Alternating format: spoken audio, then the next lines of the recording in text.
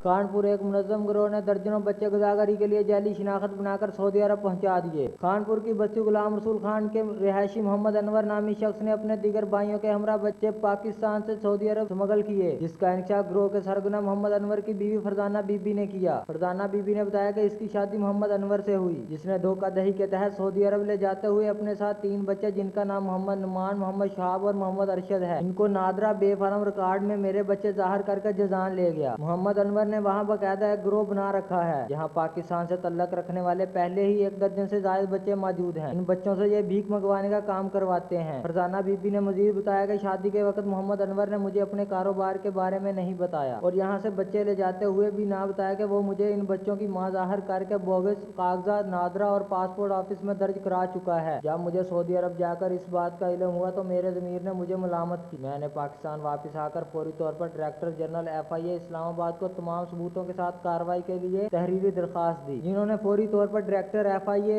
लाहौर को कार्रवाई का हुक्म जारी किया। अब यह हुकूमत की जिम्मेदारी है कि वो सऊदी अरब में अपने सफारत खाने के जरिए जिजान शहर से इन बच्चों को बाजियाब कराए और इस बाअसर गिरोह के खिलाफ सख्त कार्रवाई करे।